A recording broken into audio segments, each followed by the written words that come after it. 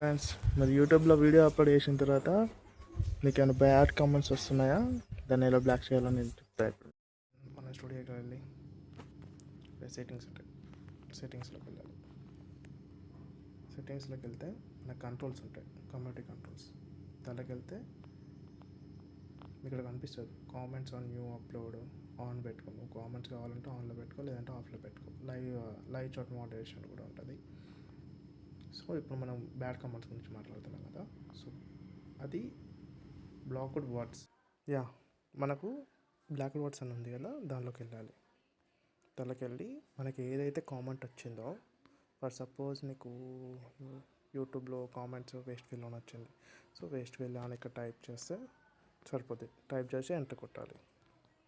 ఓకేనా, నేను టైప్ చేస్తున్నాను చూడండి. Thank you.